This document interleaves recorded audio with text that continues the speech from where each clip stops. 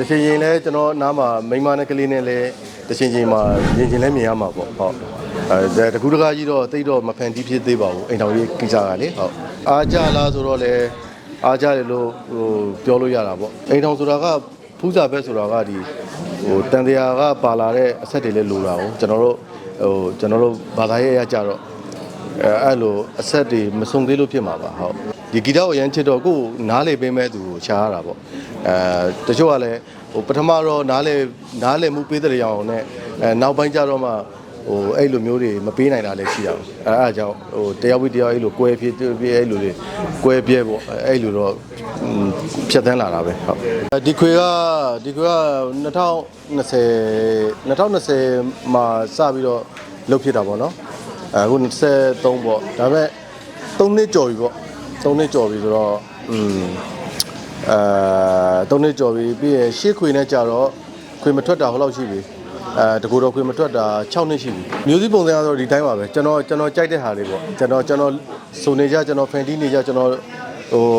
ဟာပေါ့ကျွန်တော်ရဲ့ style ပါပဲဟုတ်အချင်းတိုင်းလိုကတော့သူ့အမက်တရားနဲ့သူရှိပါတယ်တီးကြီးကတော့ဝေကြီးတယောက်ပါတယ်ဝေကြီးတစ်ပုတ်ပါတာပေါ့နော်အယ်ကိုဟောဆိုတဲ့ချင်းလေးကျွန်တော်ကတော့ကျွန်တဲ့ခုနှစ်ပုတ်ကတော့ကျွန်တော်ကိုယ်တိုင်ရေးထားတာပေါ့ကျွန်တော်ဒီခွေကိုသွင်းတာကကြတော့ကျွန်တော်ကိုနီတိုစတူဒီယိုပေါ့စတိုရီဘုတ်မှာသွင်းတယ်တီးတာကကြတော့ဂီတာကကြတော့ကိုဇော်ပေါ့ကိုဇော်ရယ်နောက်ကီးဘုတ်ကကြတော့ဇာနီပေါ့ပြီးရင် bass ကကြတော့ကိုမြတ်မိုးdrum ကကြတော့ကိုသားငယ်ပေါ့ဟုတ် mixing နဲ့ mastering ကတော့ကိုငွေစာဖြစ်ပါတယ်ဟုတ်ဂီတတက်တန်16နှစ်ကိုကြီးညွှန်းပြီးတော့ပေးဖြစ်တာပေါ့အမှတ်တရလေးဖြစ်အောင်ဆိုပြီးတော့ကိုနဲ့2009လောက်2006လောက်ကနေအတူတူကိုအနားမှာရှိရယ်ကိုရဲ့နှလုံးသားထဲမှာကိုရဲ့စိတ်ထဲမှာကိုရဲ့အာယုံထဲမှာအမြဲတမ်းကိုနဲ့မခွာရှိနေခဲ့တဲ့ဂီတပေါ့နော်မိမ့်မပြိုလေးဆိုပြီးတော့သူ့ဟာကိုတင်စားထားတာပေါ့ဟုတ်ဖန်တီးတဲ့လူဆိုတော့ကျွန်တော်မွေးတဲ့သားသမီးတွေကိုတော့အကုန်ချစ်ပါတယ်အကုန်ချစ်တယ်ဘသူ့ကိုပိုချစ်တယ်လဲဆိုတာကတော့ပြောရခက်တာပေါ့နော်ဟုတ်အချင်းတပုတ်တိုင်းဒီတိုင်းကသူ့ရဲ့အကြောင်းအရာနဲ့သူ့ရဲ့ခံစားမှုနဲ့သူ့ရဲ့ပတ်သက်မှုနဲ့ရှိတာကိုဟုတ်ဒီထဲမှာဝေကြီးတဲ့တချင်းတပုတ်ပါတယ်ဆိုတော့တေးစရာမကြိုက်အောင်အဲ့လိုမျိုးဆိုရတာတော့ရှိတာပေါ့ဟုတ်ပရိုက်တာကကျွန်တော်ဒီမိုခါတုန်းကကျွန်တော်3လလောက်လုပ်ခဲ့တယ်ပေါ့နော်ပြီးရင်ကျွန်တော်6လပိုင်း9ရက်နေ့ရန်ကုန်လာတယ်ပေါ့အဲ့ကနေပြီးတော့ဒီနေ့ဒီပေါ့ရန်ကုန်မှာဆိုတော့ပရိုက်တာလောက်ရတာလဲအရန်ပင်မဲ့နေမလွယ်ဘူးအဲ့ဒါကြောင့်ကျွန်တော်ပရိုက်တာလောက်တဲ့လူတွေကိုတော်တော်လေးစားတယ်တော်တော်ပင်မဲ့နေပြီးရင်လူတွေရဲ့အမြင်မှာအကောင်းမြင်တော့ကောင်းတာပေါ့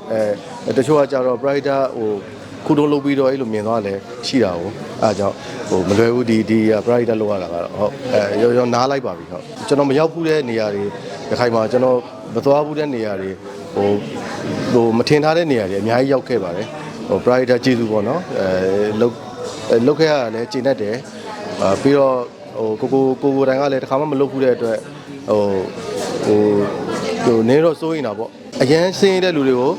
ပို့ပေးတယ်နည်းနည်းရှိတဲ့လူကိုနည်းနည်းပဲပေးတယ်အဲ့လိုမျိုးတော့မျှမျှတတလေးဖြစ်အောင်တော့ကျွန်တော်လုပ်ခဲ့ပါတယ်ဟုတ်ကဲ့အခုချိန်ဒီအားပေးလာတဲ့ပရိသတ်တွေလည်းအခုဆိုရင်ပရိသတ်တွေတောင်မှ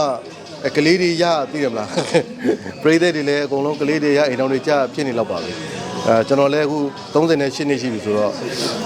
ဒါပဲခံစားမှုတွေကတော့နှုတ်ပြနေတော့မှာလို့ပြီးရင်အခုချိန်ဒီအားပေးတဲ့ပရိသတ်တွေရောတချင်းချစ်သူတွေအကုန်လုံးကိုကျေးဇူးအများကြီးတင်ပါတယ်ကျွန်တော်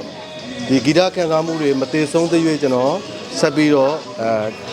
စူးစမ်းပြီးတော့ဖန်တီးပြီးတော့ကျွန်တော်လုံးဖြစ်နေဦးမှာပါလို့ပြောရင်းနှုတ်ဆက်ပါတယ်ဗျဟုတ်